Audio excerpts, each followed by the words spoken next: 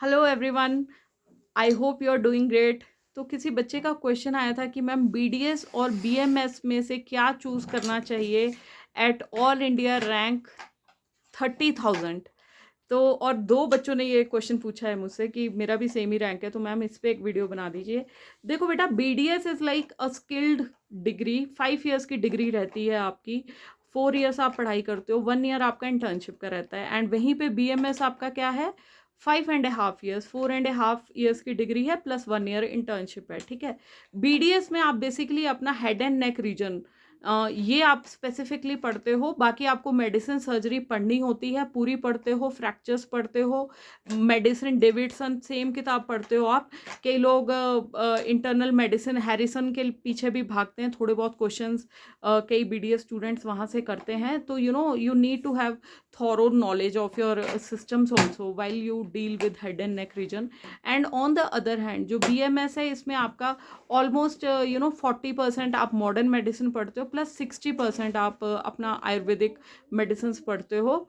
तो you have to decide कि हाँ यार, मेरे को BDS head and neck region में अगर मेरे को यहीं का स्पेशलिस्ट बनना है, या फिर मुझे पूरी बॉडी का डॉक्टर बनना है जो स्टेथो स्कोप लगाने वाली फीलिंग है, अगर वो वाली फीलिंग लेनी है तो वो आपको BMS में मिलेगी। ठीक है। AIR 30,000 पे अगर आपको गवर्नमेंट कॉलेज कोई मिल रहा है, तो चाहे BDS मिल रहा है चाहे BMS मिल रहा है, तो दोनों आपको इक्वली एफिशिएंट रहेंगे डिपेंडिंग ऑन योर इंटरेस्ट, कि आपका इंटरेस्ट किस साइड को डेवलप होता है।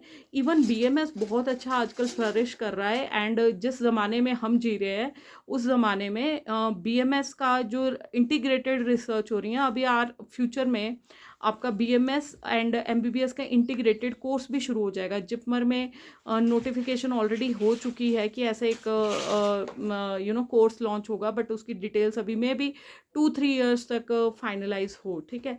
कमिंग टू सैलरी, तो सैलरी इज़ लाइक दोनों में आपको स्ट्रगल करना पड़ेगा। ठीक है। BDS में थोड़ा सा स्ट्रगल मैं ज़्यादा इसलिए कहूँगी क्योंकि क्लिनिकल ब्रांच है, आपको एकदम से जाके प्रोसीजर्स करने पड़ते हैं, स्किल्ड है।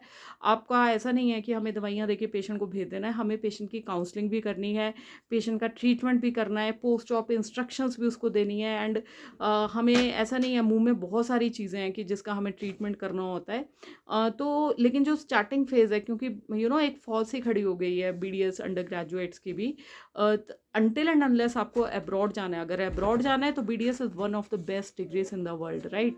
तो अगर आपको इंडिया में स्टे करना है तो स्टार्टिंग सैलरी 5,000 से 10,000 पर मंथ आपको किसी के अंडर काम करना पड़ेगा।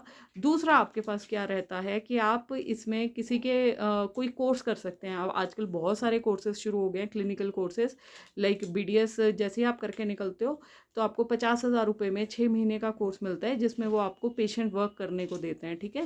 जो बच्चे अगर किसी कॉलेज से काम नहीं कर पाते हैं, राइट, तो उसमें आप एक बार आपको कॉन्फिडेंस आ गया तो उसके बाद फिर आप अपनी प्रैक्टिस शुरू कर सकते हो, या फिर MDS की तरफ जा सकते हो। अगर किसी बच्चे ने MDS की तरफ जाना है तो क्लिनिकल कोर्स करने की कोई ज़रूरत नहीं है।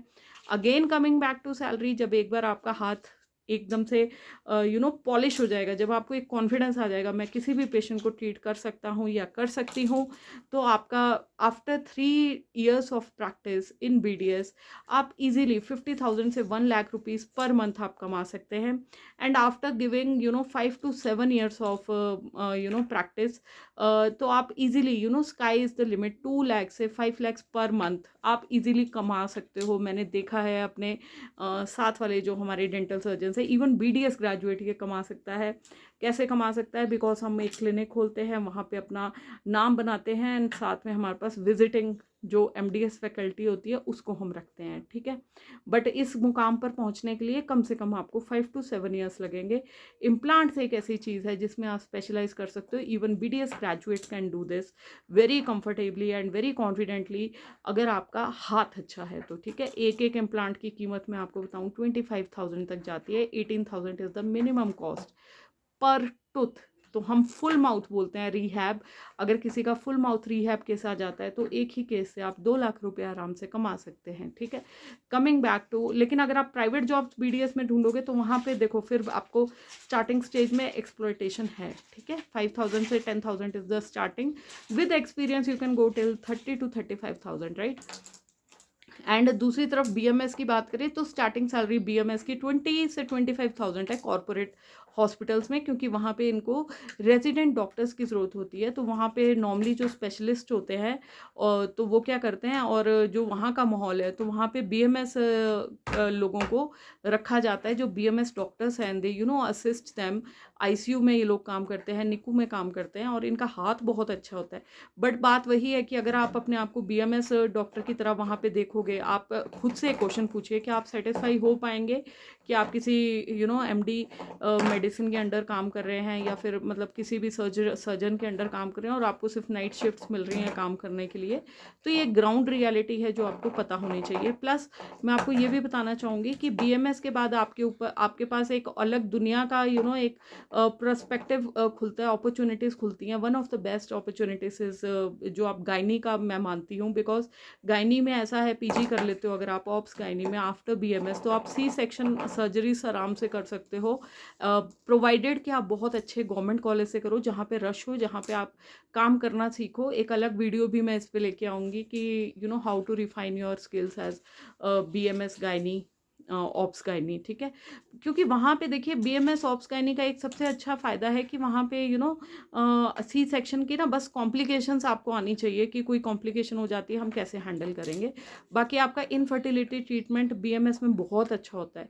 तो this is one of the best branches you can go. And कई लोग शल्य और शाकल्य में भी जाते हैं। शल्य is like surgery branch and Shakalya is like आपके आई एंड ईयर सर्जरीज जो आप सीखते हैं, ठीक है। इसके अलावा पंचकर्मा का बहुत अच्छा स्कोप है बीएमएस में।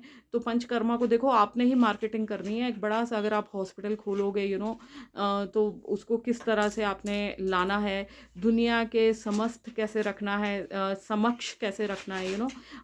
बीएमएस में एक चीज़ का ध्यान रखना, संस्कृत फर्स्ट ईयर में पढ़नी पड़ती है, कुछ बच्चे उसको पढ़ के डिप्रेशन में चले जाते हैं। बीएमएस अगर करना है बहुत ही अच्छे कॉलेज से करना जहाँ पे रश हो पेशेंट्स का। जब पेशेंट्स का रश होगा आपको अपना वर्थ तभी पता चलेगा। जब आप एक किसी सिंपल से कॉलेज से करने चले जाओगे ना, आप अपने आप से सेटिस्फाई नहीं हो पाओगे, स्पेशली जिसका AIR 30,000 आ रहा है, बिकॉज उसमें कैपेबिलिटी कुछ और है। वो किसी और MBBS आपका ड्रीम रहा होगा और कुछ नंबरों से आप 30,000 रैंक के ऊपर सिमट के रह गए हैं, तो आपकी अपने आप से एक्सपेक्टेशन बहुत ज़्यादा है। आप अपनी लाइफ में सेटिस्फाई नहीं हो पाओगे जब तक आप अपना बेस्ट नहीं दे दोगे, ठीक है। डॉक्टर बोलने से ही आपको सेटिस्फेक्शन नहीं आनी है। आपको सेटिस्फेक्शन तब आनी है जब आपके ट्रीटमेंट से कोई ठीक होके जाएगा एंड आपके पास टाइम के साथ पैसा भी आएगा। अदरवाइज आप कंपेयर करते रह जाओगे खुद को अपनी क्लास के उन टॉपर से जो नॉन मेडिकल फील्ड में जाके जल्दी से अपनी लाइफ में सेटल हो गए हैं, पैसा आना शुरू हो गया। तो बहुत सारी चीज़ें हैं, कोचिंग इंस्टीट्यूशन वाले भी हमें नहीं सिखाते हैं। हमारे माँ बाप के साथ भी हम ये चीज़ें नहीं कर पाते हैं कि यार वी आर फीलिंग डिप्रेस्ड और ये सब। तो अपना सबसे पहले तो अपने काउंसलिंग करने की हमें खुद ज़रूरत है, अच्छा नॉलेज लेने की खुद ज़रूरत है, उसके बाद ही हम किसी और की हेल्प कर पाएंगे। एंड अपने आप को पहले सेल्फ इवेलुएट करना बहुत ज़रूरी है कि यार मैं इस फील्ड में जाऊँगा, क्या मैं खुद से सेटिस्फाई हो पाऊँगा। बिकॉज हमें पता होता है यार हम किस हिसाब के बंदे हैं, हम किस हिसाब से कॉलेज में पढ़ते थे, and what we deserve in life की बीइंग अ टॉपर या फिर being getting such a good rank, हम अपनी लाइफ में सेटिस्फाई नहीं हो पाएंगे। ये डिसकंटेंटमेंट रह जाती है, बट उसको हमें तो सॉल्यूशन ओरिएंटेड सोचना है ना। उसका सॉल्यूशन यही है कि अभी से उसमें आप वर्क करो, अभी से अपने माइंड को वो करो कि मैंने जिस फील्ड में जाना है अपना बेस्ट करना है, ठीक है। एंड बाकी कोई और कमेंट होगा तो आप डाल सकते हैं। And do like subscribe and share so that I stay motivated.